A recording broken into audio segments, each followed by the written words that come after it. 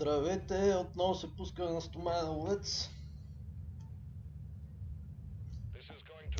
Картата е Фернофир. Фернофир ли каква това чудо?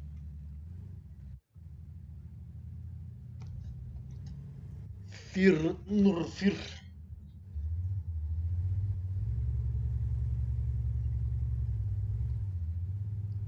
Бъцаме си. Играеме отново с Валкирията.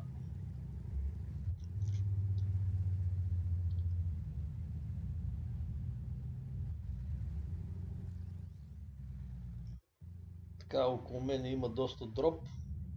Врагове няма. Взехме скорост. Опа. Не стреляйте преди да апгрейдат. Това е лошо.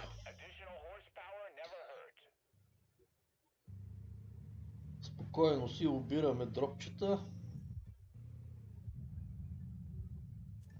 Някои му казват съндъци, аз му казвам дроп, защото го дропва от въздуха, го спуска от въздуха.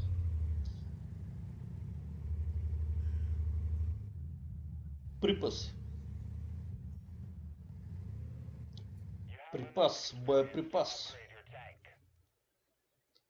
Събираме припаси. Отляво, отдясно.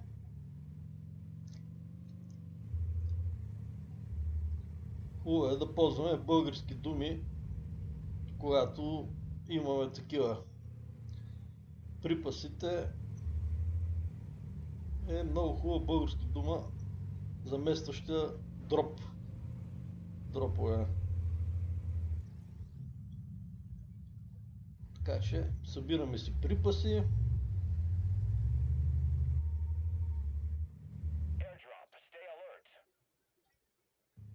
Ако се сещате за някой по-добър български термин, който замества дроп или припаси, или съндъци, пишете по-долу в коментарите. Така, я да видим, той ще вземе ли жълти? Той взима синия.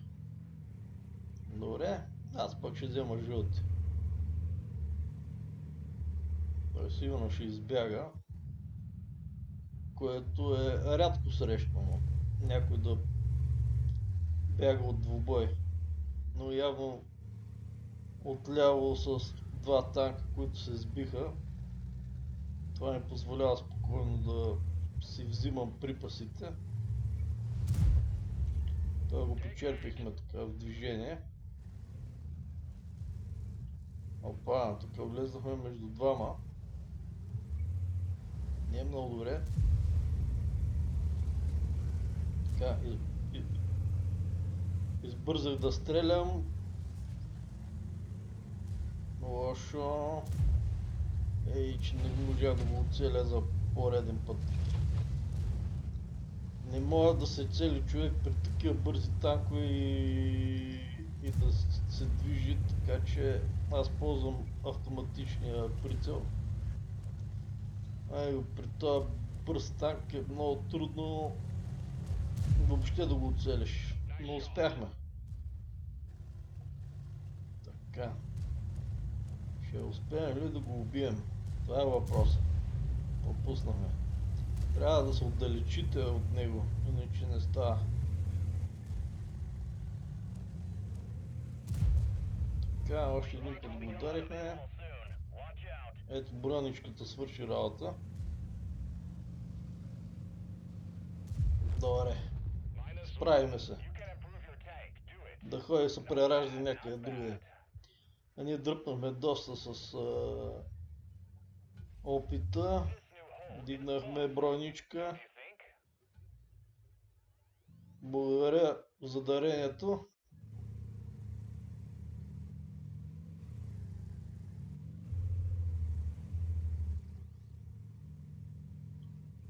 Много са досадни тия френски танкове. Мисля, че на този последния ивент са и доста бъфнати. Някакси така усещам нещата. Ако знаете нещо повече, пишете в коментарите. Дали има промени в играта, кои танкове са бъфнати, има ли нърфнати танкове. Говорим конкретно за стоманения ловец. Така, още един кандидат да се запише в статистиката ми.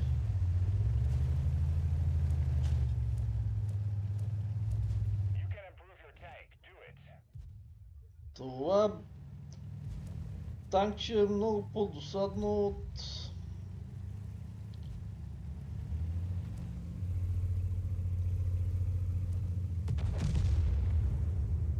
най-лошото е, че турбото на Валкирията реално много рядко се ползва ефективно срещу противника. По-често аз се ползвам да се придвижа бързо или да избягам по-скоро. Опа, тук изкарахме късмет, двама се бият, трети печели. Ето колко пъти съм ви казал в другите видеа, че избягването на двубоя може да ви донесе само ползи. Взех два червени дропа, сега ще взема и зелен. Той пък взима синия дроп. Я да видим, може ли го оцелим от тук? Не. Избяга. Но попадна на някой друг от среща, така че ние си продължаваме да си събираме припасите.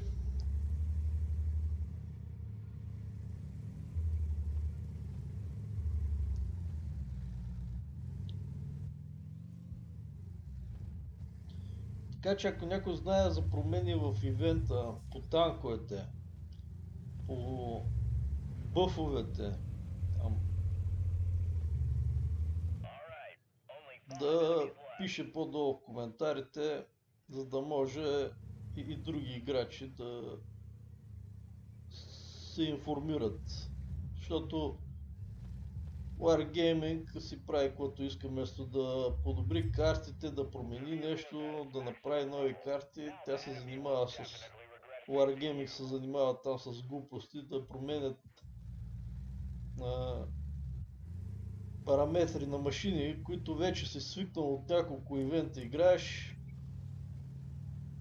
Свикнал си ги, като влезеш наново, всичко е тотално променено и трябва да привикваш от начало на новия ивент, което повечето играчи не одобряват. Аз съм говорил с много колеги, които играят ивента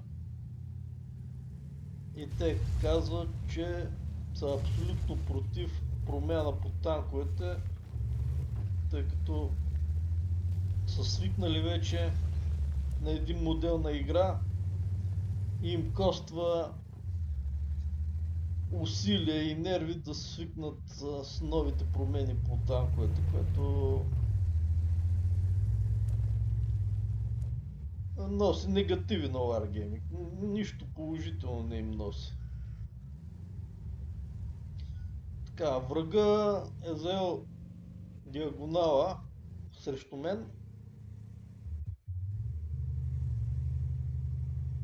Аз пък ще взема този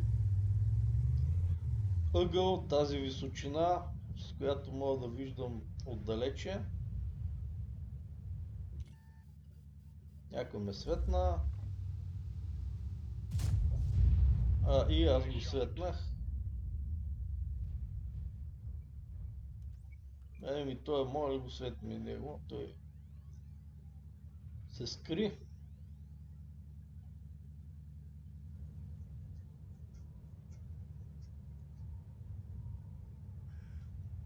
Оставяме ги да се поизбият малко, взаимно да поизхъбят.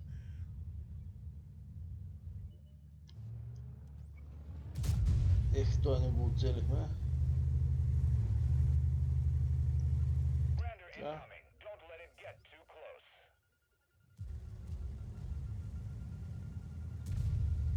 Пак не го оцели.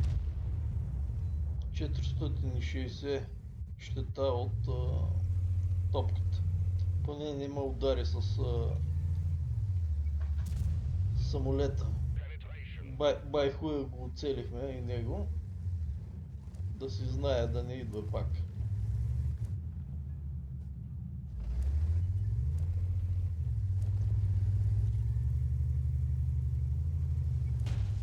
Къде си тръгнал, бе, приятелю? Благодаря за дарението. Пак ела следващата игра. Така. Почерпихме го този хитрец. Малко бомби ми фърлиха, доста ми взе. 320 и 330. Много са бързи. Много са бързи. Не мога ги оцеля. Нахални, бързи. Той отиде да вземе синия дроп. Между двамата съм. Не можах отново да го оцеля. Ще трябва да ползвам предварително ремонтния кръг. Той направи грешка да се пусне. Поне убих топката. Така. Значи трябва, щом загубих ремонтния кръг, трябва да ги трепя. Нямам друг избор.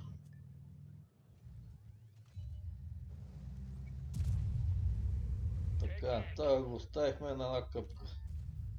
Сега да видим какво ще правиме. Той иска да дойде да умре. Добре. Ела. Това е играта. Победа!